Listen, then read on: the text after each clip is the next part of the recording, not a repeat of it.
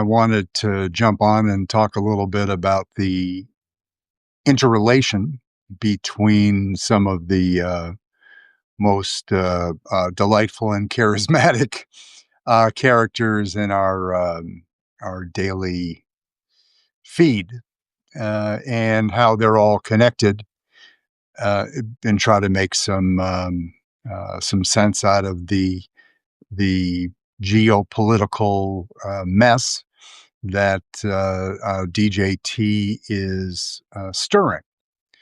So when we think of US, Venezuela, China,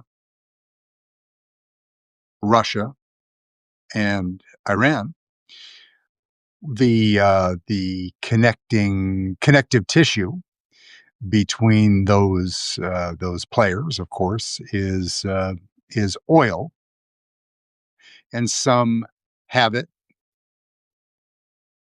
all have it.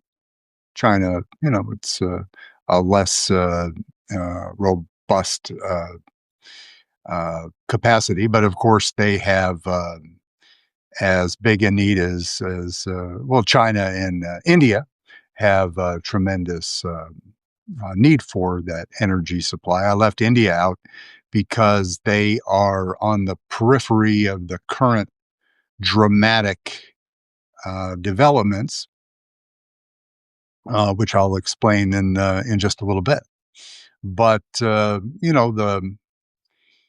Venezuela has uh, the deepest supply of oil in the world. They have even greater reserves than the Kingdom of Saudi Arabia or the UAE. The problem there is, and has been for a while, is it is not the most highly sought after grade of oil, as it's dirty. It's not trying to be mean, but the oil as it comes out, it needs a lot more work to make it ready for its next mission in life, as compared to the U.S. is better, the Middle East much, but still the supply is massive.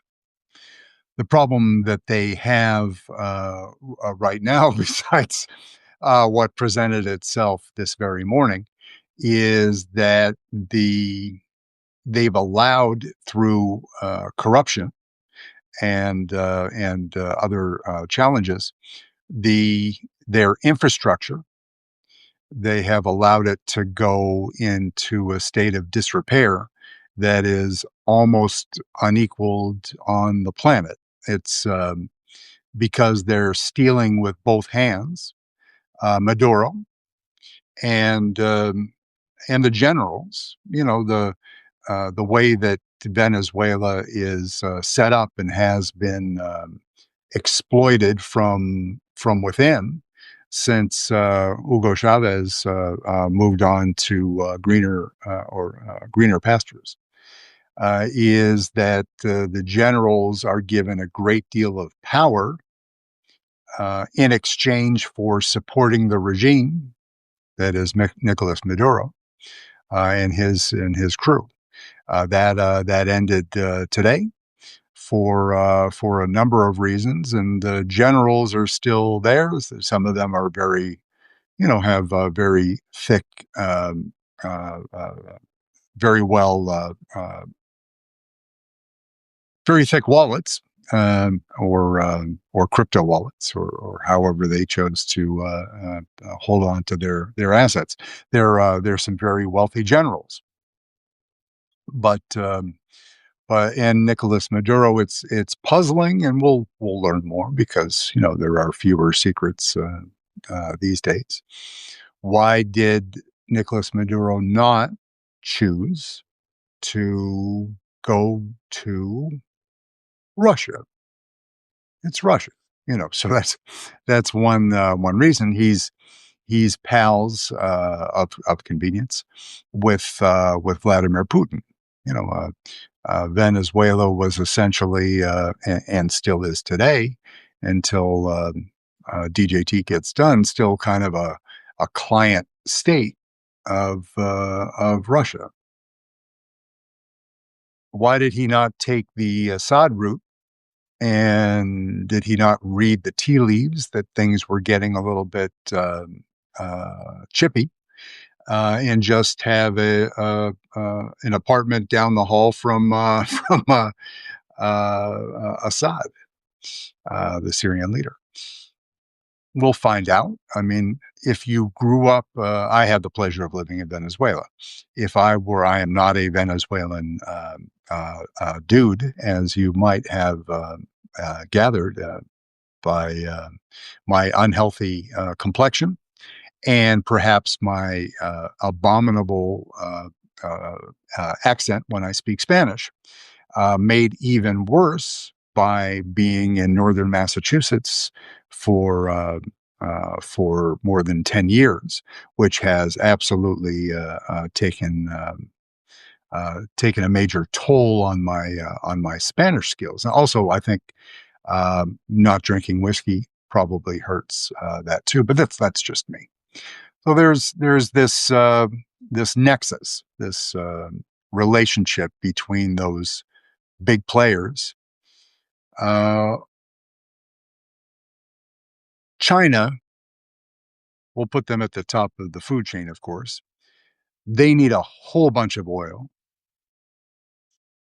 They don't have a lot of resources back at home. So they essentially lock up the the the entire capacity of several big producing nations, Iran, and up until today, Venezuela. Uh, this year, as early as or as early as in December, uh, China had purchased the right to essentially almost 90% of the Venezuelan output of oil. Right, so those tankers that were seized in those military porn clips that Pistol Pete Hegseth and Marco and the other clowns put out, intercepting those boats. There are sanctions, and the title of this essay, uh, sanctions are kind of a joke right now because you need an enforcement mechanism for a sanction to work. Right? And who's going to enforce sanctions against China, Russia, and other players? So Venezuela, to get the oil to China, they would ship it through Cuba, and then on to Malaysia or directly to Malaysia. And they would change the registry of boats. They would offload oil from one ship to another, and they would play like a shell game with the oil. It's not ideal. Oil is not it's not easily managed, but there it's technology. It's there. It's not the most cost effective way to do it, but in the end, China just needs the oil. They've got a couple people back in the motherland, moving on 1.4 billion strong. They need energy. They don't have it. So they have Venezuela. They also have the vast majority of the output of Iran.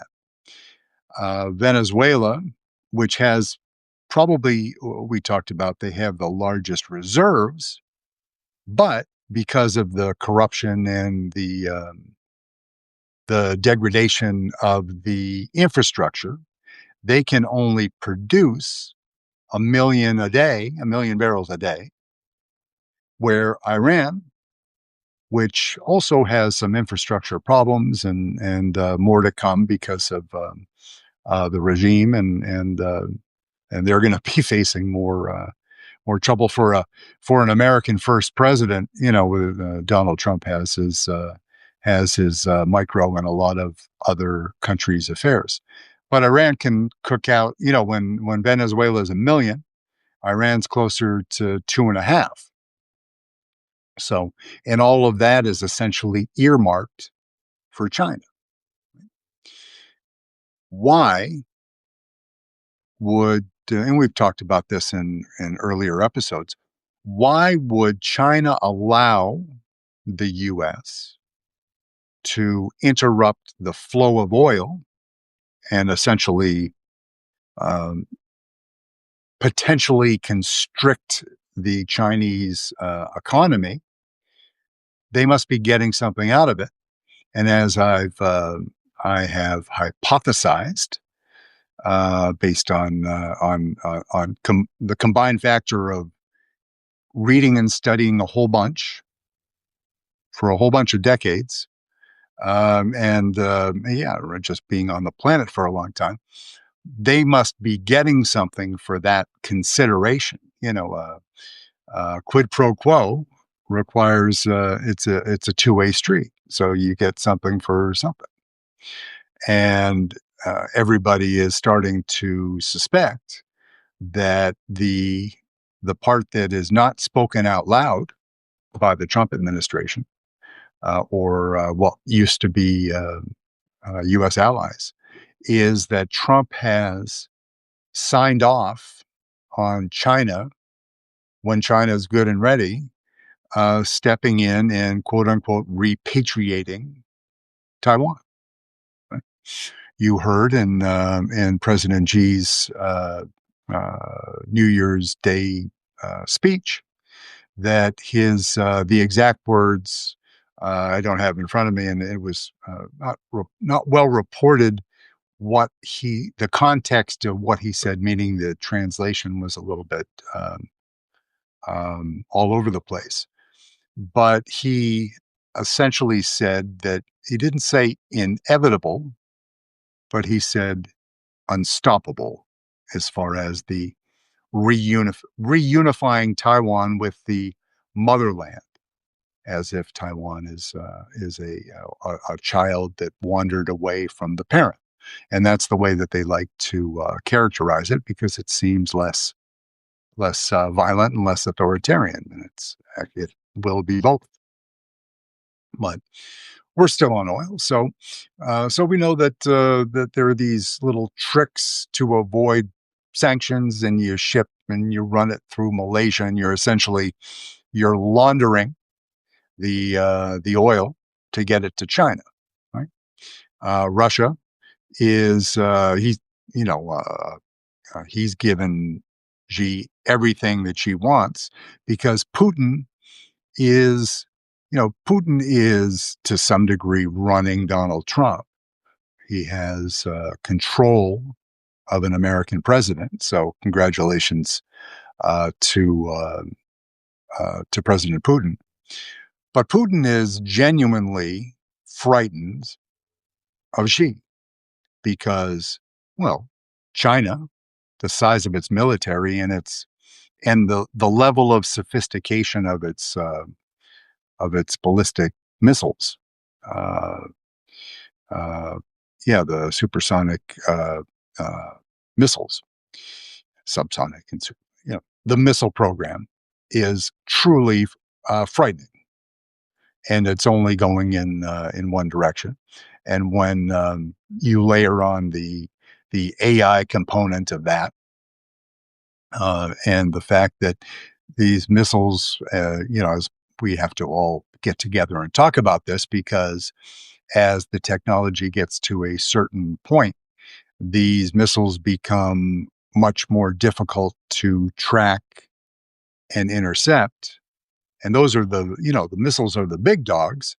And we have learned, because of Ukraine and Russia, the increasing sophistication of the drones. If you can throw 1,000 drones at an air defense system, and you're requiring Patriot battery missiles that cost, pick a number, $20,000 a piece to intercept a $2,000 drone, then you can do any elementary school child can do the math. That is not what the kids like to call sustainable. Back before ESG was made a bad word by the oil companies for the purposes of delegitimizing clean technology, which is something that the Trump administration, um, and this ties into the oil discussion too, because the U.S. produces plenty of oil. What the Trump administration has done, though, is it has scuttled essentially all of the U.S. clean energy programs. So wind, not too far from where I'm sitting right now, out in the Atlantic Ocean, particularly in Rhode Island. Trump has scuttled there. They have to sue the U.S. government for the right to progress with the program that they had been planning all along. So they're taking away jobs, and they're increasing our reliance on oil because the oil lobby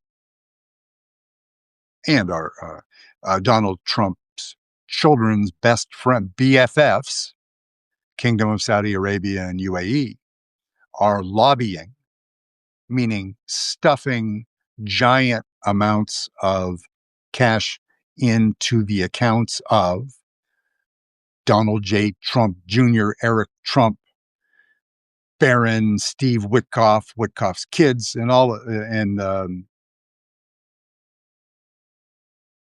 son-in-law, that dude, um, uh, Jared Kushner.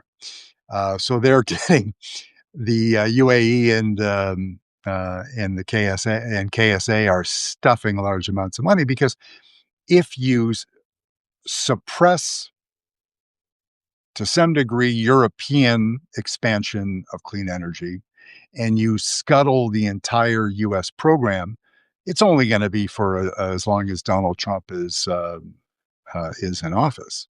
But what that does is that tells Chevron and BP and all the other companies that it was funny that they were oil companies, and then they became in a Democratic administration, Biden and a little bit with Obama too.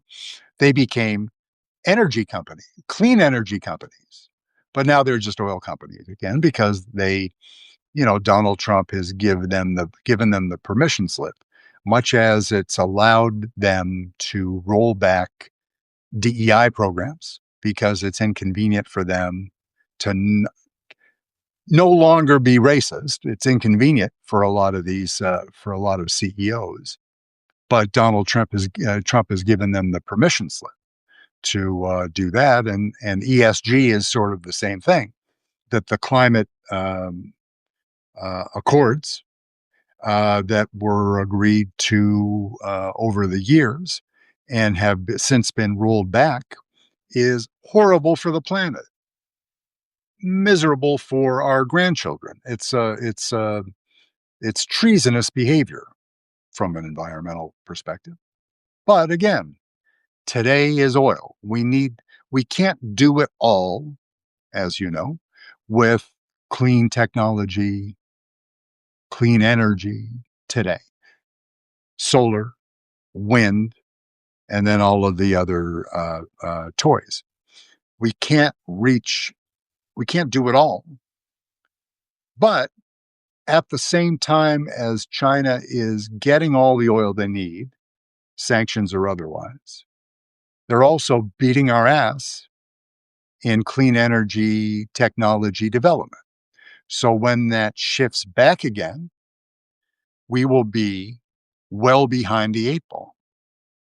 And then the one part, which we talked about 2 weeks ago, is chips. You've heard about AI, undoubtedly. Apparently not fake news. That it is one of the component parts, besides what the geniuses at NVIDIA do with their chips, is it AI requires a technical term now, a shit ton of energy, electricity, and water. So of course, Elon, Jeff, your boy Jeff Bezos, wedding number 5, and the other Mr. Mr. freaking Meta, and all of those the geniuses that went to kiss Donald Trump's ass at his inauguration, and hopefully we'll never let them live that down.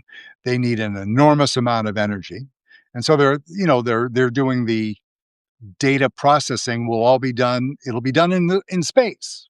What we'll do is we're going to build these things, and they're just going to float around, and so the data centers will all be there instead of what we're doing now, which is exploiting the shit out of poor red states to build data centers because the populace won't have the political will to oppose Donald Trump. So when I say that we're going to build a data center in Mississippi, Louisiana, or other parts of the deep South, the citizenry, which is pro-Trump generally, or doesn't have political power, they will go in, build the data center, staff it with people that they bring, except for some construction jobs initially, a small number of jobs that will evaporate. And then data centers will essentially be self-sustaining with robots and algorithms. So it's no employment bump, using your water and making your energy costs triple if you're lucky. And then eventually they'll leave the abandoned data center and head off to Mars with Elon and his 17 kids, and Grok sex slave bots, and all of those people, and they'll be happy as they can be. It'll be fun. It'll be great for them. But until that time, we need the oil. So this is you know be more interesting to look at the market on Monday morning. Oil has been very low. The cost of a barrel of oil has been very low because there's a fair amount of it. If the market senses that Donald Trump's disruptive behavior adds risk, then that price will go up some modest amount, perhaps. But it won't be. I mean, like you said, there's supply. It's just who gets it and how. And we already kind of talked about how nobody at all ever is afraid of. Uh, Donald Trump is tariffs are his favorite word, but any restrictions on shipping oil, China will laugh. Who's going to stop me if I'm Xi? Russia, oil, sending it to, whether they send it to China or India. Who's going to stop me? I'm Vladimir Putin. I'm not afraid of you, unless you're Xi Jinping, and he's my boy, and I'm sending him most of my oil too, and I'm going to build, natural gas pipelines for the rest of them. So there is nobody that is going to enforce any sanctions, and Donald J. Trump has achieved many things in his first 11 and a half months. Good for the Venezuelan people for today. but everything else he's achieved has been probably bad. And this is the rules-based order in the world. He has done so much to erode that in these 11 months that these leaders, including Xi, feel that there is no stopping them. There's no voice of reason left in the world, and no sense that the US will ever hold anybody to account. Of course, that will change after Donald Trump leaves, but we got some work to do. We have to repair a lot of the broken pieces. So let's celebrate for today. Let's celebrate for the Venezuelan people. Let's send love for a beautiful people who have been taking a beating. I mean, you look at the just the number of people that have left the country, and the the very public CCOT uh, machinations where we shipped people to El Salvador, and then they were subsequently returned to Venezuela. A lot of beautiful Venezuelan people had to leave, and they're in Miami. They're in Doral, they're in Westonzuela, or there are other places in the country. They are under assault by the Trump administration. And Trump, as we celebrate the beautiful Venezuelan people, he essentially kneecapped Ms. Machado today, the woman that won the Nobel Peace Prize, by suggesting that she wasn't up to the job of running the country, and that they were putting together a coalition. But the coalition looked like the cabinet of the Trump's cabinet, which is frightening. And installing Marco Rubio as king of Venezuela may turn out to be less than 100% popular. Just saying, you know, if you were Venezuelan, and if you've heard him speak Spanish, you know that he's not. He, if he were Venezuelan and he were a USA appointee, he would be seen correctly as a puppet. There are a lot of puppets, and puppets operate on different levels. Where you could argue reasonably, excuse me, Donald J. Trump in his own right is a puppet for Vladimir Putin. To what degree? We can debate that on another day.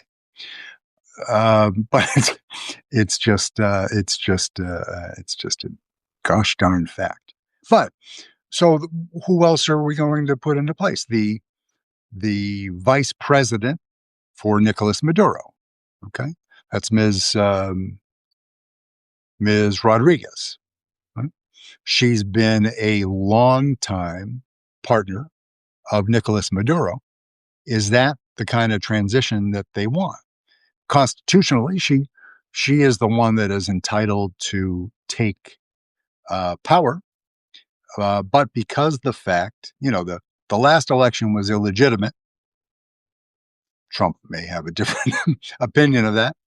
But, there are constitutional rules in Venezuela that if, for whatever reason, incapacity or otherwise, the president has to step down and the VP steps up, then there are rules about the period of time that will elapse before new elections are called. And since Maduro just took this retained power with an election that he declared himself a victor and nobody else did, then new elections might be called shortly. Ms. Rodriguez is apparently not that she's eminently qualified. She's not a military person, but an attorney by training, and supposedly a bright and wonderful human being. But she also has a large cadre of generals that she has to deal with too. And then she has, DJT tossing in wisdom from the cheap seats on how to run a government while the Trump family tries to strip all the value out of the natural resources he has this fiction that Venezuela stole American assets and oil back in the bad old days. And so he's going to make a case for why the US should control the Venezuelan oil output. And Taiwan or not, President Xi has not called me recently to ask for my opinion on how he should run his country of 1.4 billion people. But work with me here. If you are President Xi, president for life, the full support of the Chinese Communist Party, no rivals, ain't no election coming up shortly, right? Yeah, Hong Kong settled, done and dusted. Hong Kong, quote unquote, repatriated, not an issue, except for some Hong Kong Jimmy Lai and some brave uh, democracy advocates. But oof, uh, you know, so the Taiwan issue.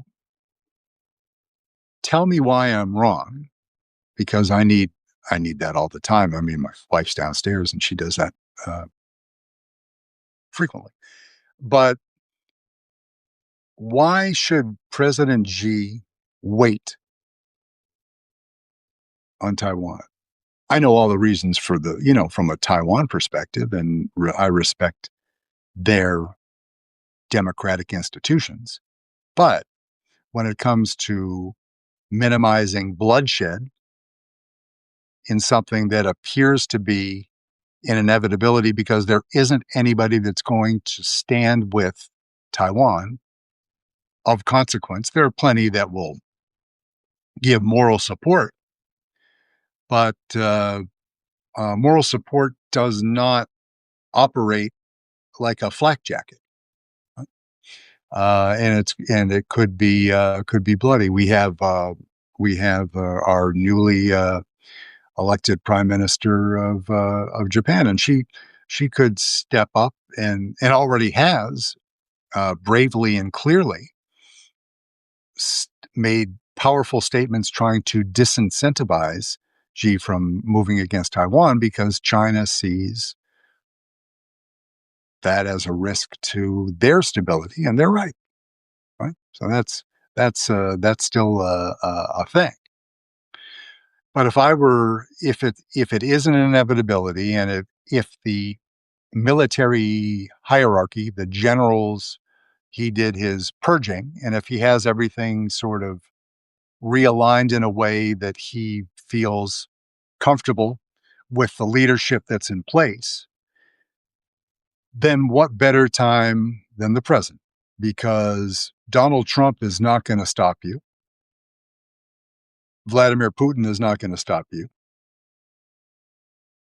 India, powerful country with an almost equally large population, but still are not going to try to stop you because they know that the armaments that China has in its possession, and I would argue its willingness to use them, if it comes down to that, should give everybody pause. So always better to do it at the negotiating table. But if I were Xi, I would just get it done, not to create controversy or anger my friends in Taiwan. I'm just one guy who is not on Xi's speed dial, suggesting that if I were President Xi, why not get it done? Right? Because then that little uncertain, what could be used as leverage by the United States, whether it's the United States Congress, don't need leverage with Donald Trump. You just need to pay him a whole bunch of money. But when the administrations turn over, which they will inevitably, if if slowly, you don't want to be arguing. If Trump's dancing around and announcing that maybe he might try a third term, let's get Barack Obama on the line. You don't want to be dealing with a Democratic Party White House if you're China, with the prospect of Taiwan still dangling out there uncertain. So get it done, bloodless, almost impossible. Try, do it at the table. If there is a window of opportunity to do it, because and I'll leave you. I've gone on way long enough for a Saturday, particularly. That of course, what I didn't mention after the oil and the relationship between the parties is the back to the chips. I mentioned it, but didn't expand on it. That Taiwan, until such time as the foundries can be built and expanded in the United States, Taiwan Semiconductor and NVIDIA, if the future is AI and the future of AI is chips with water and electricity, then Xi can also squeeze that off with blockades and limit the world's ability to get the chips they need. So from a Chinese, from a Chinese patriotism perspective, from a technology perspective, from a energy perspective, it would behoove Xi to get this very uncomfortable subject behind him. Now, if we were dreamers and say, Xi's going to fly over to Taiwan and say, I was dead wrong. You all go on your way. Let me buy you a beer. Go on your way. You're your own, I won't say man, your own woman. You are your own country. And we will never again dabble in your politics for the rest of time. Right? He won't say that because he may keep his word. Donald Trump would say that and then change his mind on his way to McDonald's. But that ain't what's happening, because there is too much tied up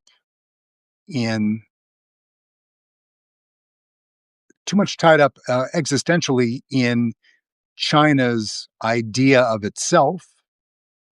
The vast, well, not a China expert, I will say the majority of people in China anticipate that Taiwan will be reunified with China in fairly short order. And Xi has made it a pillar of his rule and his regime. So instead of delaying, like torture, drawing it out further, that's where I'm coming from. So I'd love to hear opposing viewpoints on that. I mean, I know it ain't perfect. It's not even nice. It's not sweet, for damn sure. But it's a bad world out there, and not made better one little iota by your president, Donald J. Trump.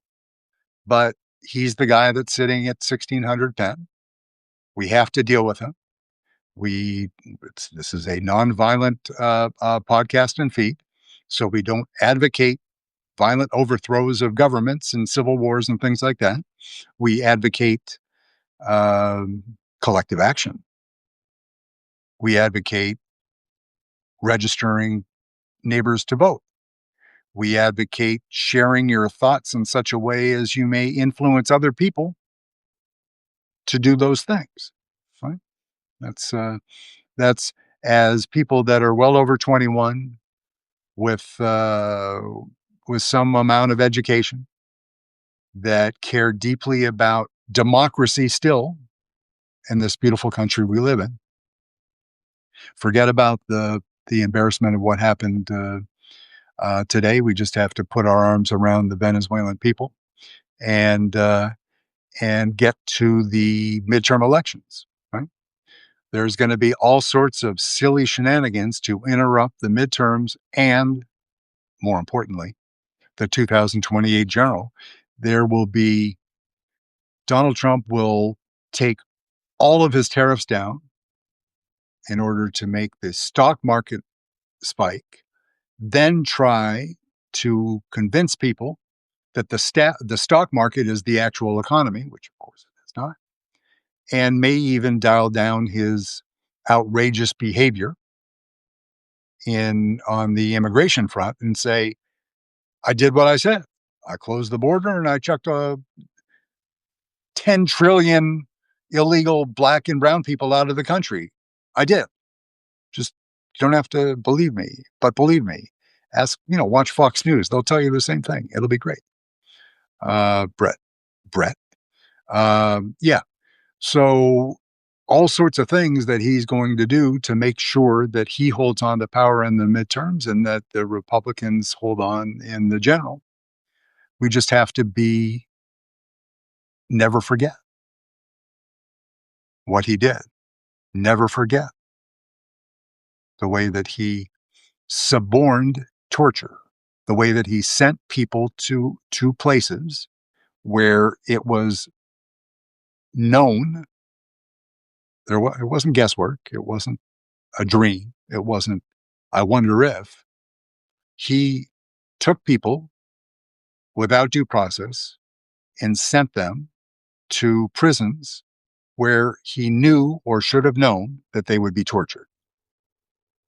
That's enough. Don't have to go any further than that.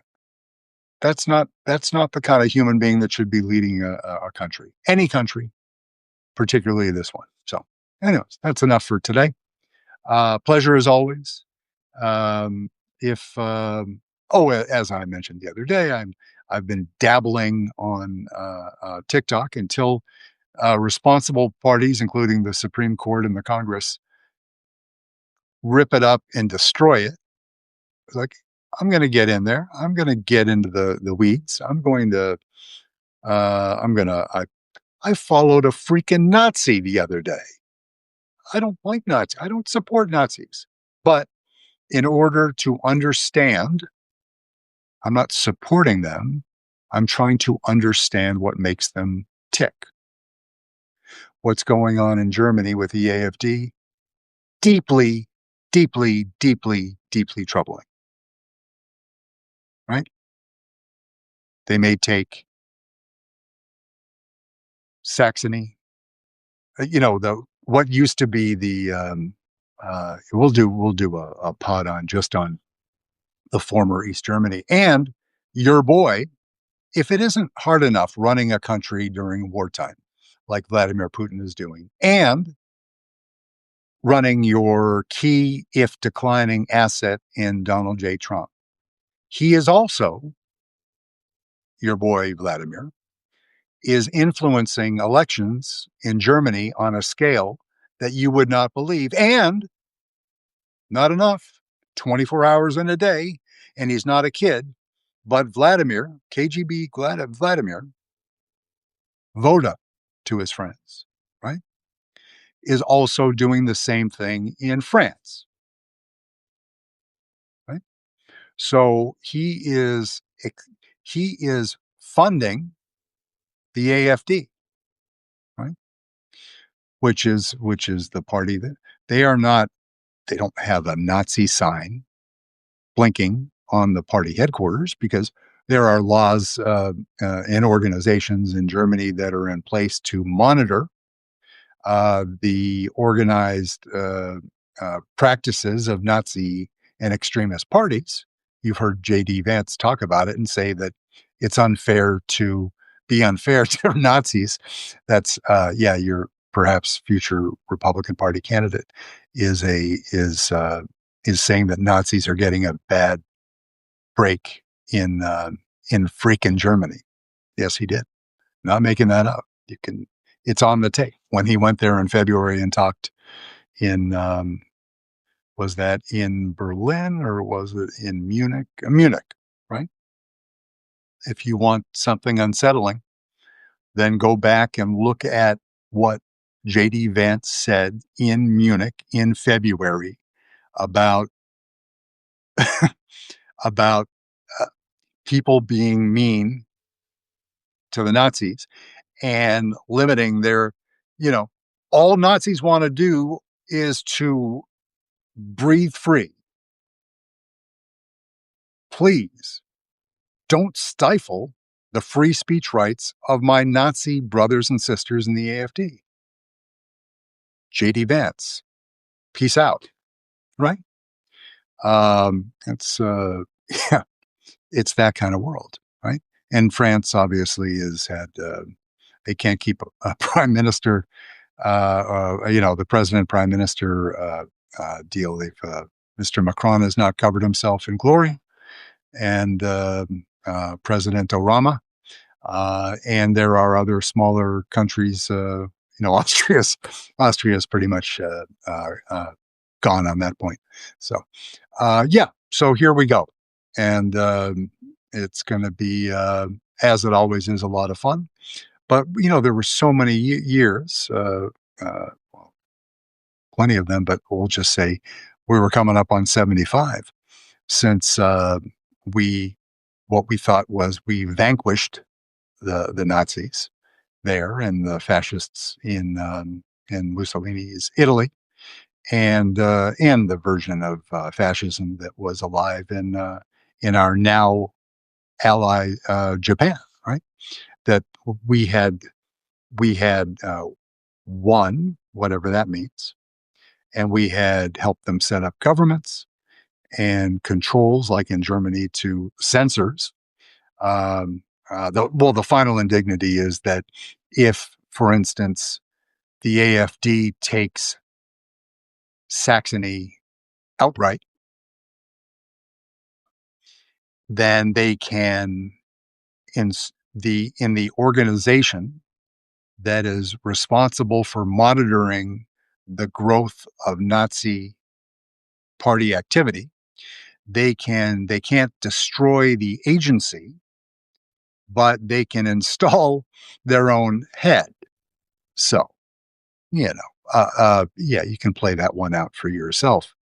That's kind of like what Donald J. Trump has been doing with executive agencies is putting his own folks in listening to Grinnell on the PBS NewsHour on Thursday night with Amna Nawaz, who is like a rock star, like an international rock star of keeping cool when silly people say silly things like Rick Grinnell, but talking about how the Trump Kennedy Center is better, make America better than ever, and Grinnell and and and and and and and we have plenty. We're going to just Kid Rock's going to play every night, and it's going to be great, and it's actually a tribute to JFK to have Donald J. Trump affiliated with the center because of a woke and the DEI and many people know better. He was just, and they're just rude about it, just silly people. So, me, the guy that can say goodbye 5 times and not say goodbye. It's a pleasure, as always. Enjoy your Saturday night, the rest of your weekend, See you folks tomorrow or at the latest on Monday, and I'll be dropping in a little bit of TikToks. But if you are on TikTok and are so inclined, then it is the same handle, except same handle as my Substack. But I had to put a little 305 tribute to Miami Days, and because somebody has my name. So, pleasure. So follow me, connect on TikTok, say hi, give me some ideas on how to be a be a better guy, how to be a better man. Okay, all right. Anyways, enjoy, and thank you as always for putting up with my bloviating and tangents. This is just all very exciting. Living in exciting times, and we'll do it together. Many thanks. Thank you.